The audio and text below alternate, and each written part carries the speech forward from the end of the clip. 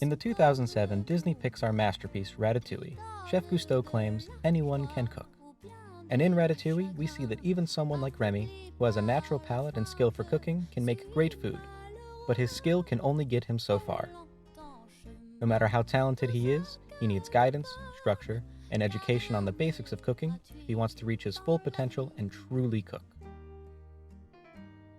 I think this theme extends out of the culinary arts and into the world of visual art. I truly believe that anyone can draw, or paint, or sculpt, or anything they want. But it helps if someone is there to teach you the basics, someone to hold your hand as you make your way into the scary world of digital art.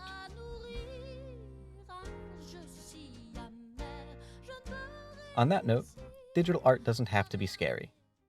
This is the One Ring Workshop, and I have been an artist for years now. I have a bachelor's in studio art, and I've worked on everything from paintings, to ceramics, to 3D renders, to printmaking, to Ratatouille, to pencil drawings, and of course, digital art, just to name a few. At the end of the day, I love making, learning about, and teaching all things art. In this video, I want to cover some basics of digital art that I don't see laid out for beginners too often. Specifically, the amazing world of artist vocab.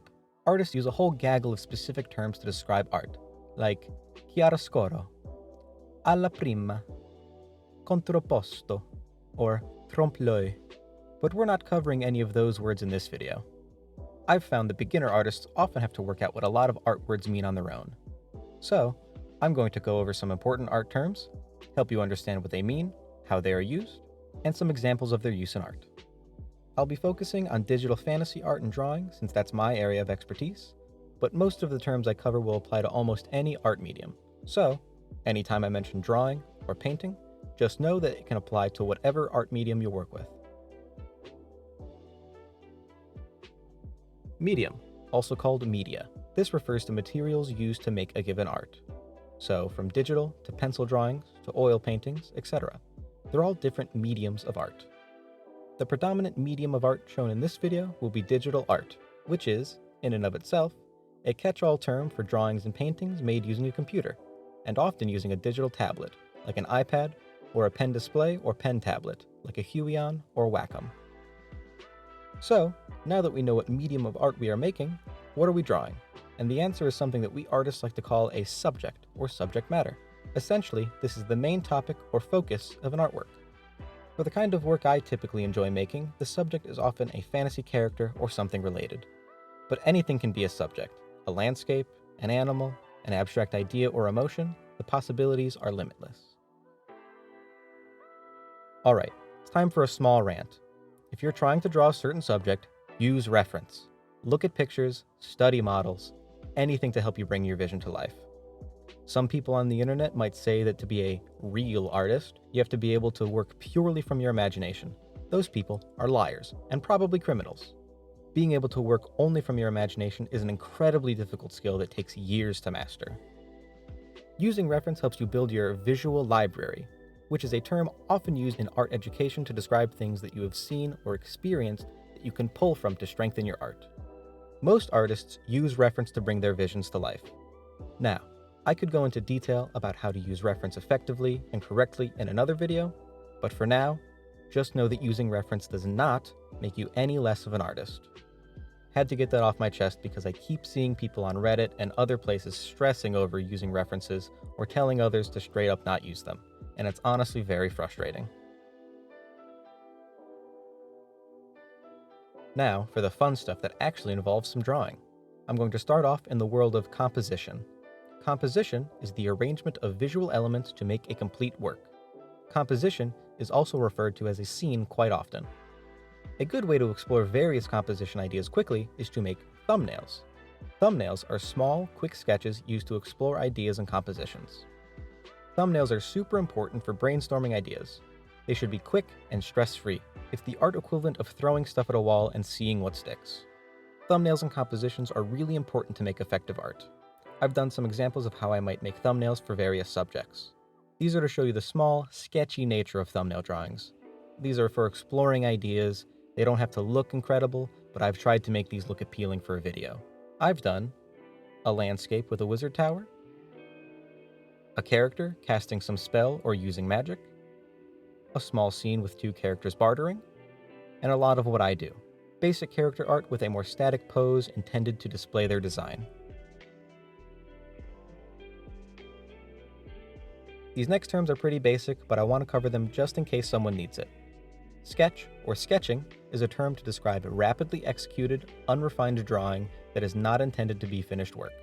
And render, or rendering, is the process of making something look 3D or real via light, shadow, color, etc. This rendering is a bit rough for my standards, but it's very serviceable for this video's purpose.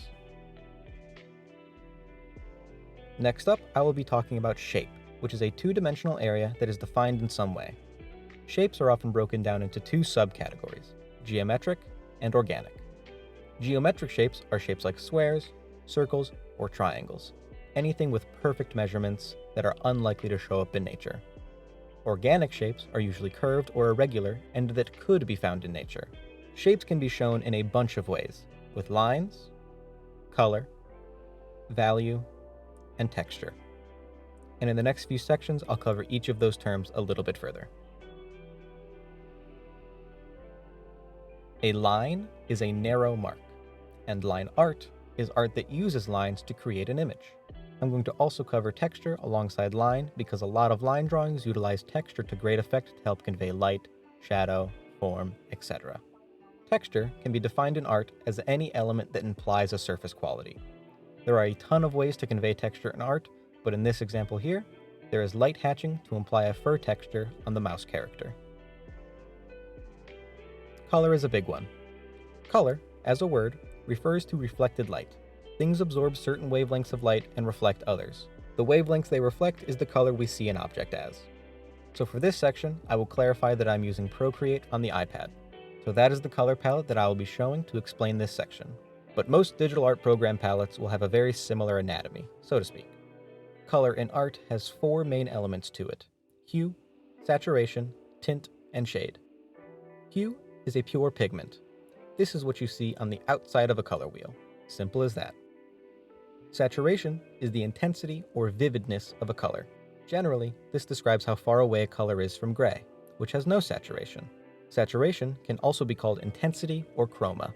In my palette, the saturation is how far left or right the color picker is. Left side is less saturated, right side is more saturated. Tint and shade go together as they are opposites. They both describe the value of a color. Value meaning how light or dark a color is. Tint is how much white is added to a color. Tints make the color lighter. Shade is how much black is added to a color. Shades make the color darker.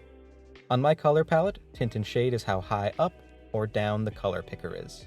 Tints are higher and shades are lower. Some art programs move these elements of color onto sliders, but the concepts are all the same. I'm not going to go into much more detail about color in this video because this video is just to give you a basic understanding of the terms and definitions involved. Color could be a whole course of videos on its own. This last section covers value, which is simply how light or dark something is. But I'm also going to go over a few related terms: light source, shadow or shading, cast shadow, light or lighting, and highlights. All of these terms are just specific ways of describing how light works in the real world and applying that to art. And value is how we translate that real-world light into art. On the right, I have a time-lapse of a still life that I did to show off some of these value terms. Light source is a term used to help artists visualize where light is coming from in a composition. Keeping a consistent light source helps give a piece a more realistic and believable feel. For the example piece you're watching, the light source will be coming from the top right of the composition. Shadow, or shading, describes the dark parts of a drawing or painting, showing where light would not hit. Cast shadow is the shadow that an object casts onto the ground by blocking a light source.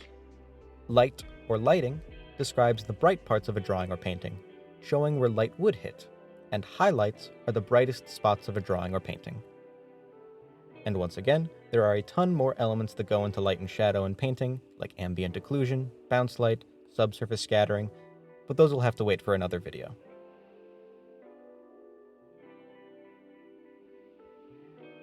If you've made it this far into the video, then thank you very much. This is my first real YouTube video, and I hope you enjoyed it, and I hope you learned something. I had a lot of fun making it, and I plan to make more in the future. Let me know in the comments if you have any art topics that you'd want me to cover in a future video, or any from this video that you want me to go into more detail with. Again, thanks for watching. Please leave a like if you liked it, and subscribe if you want to see more.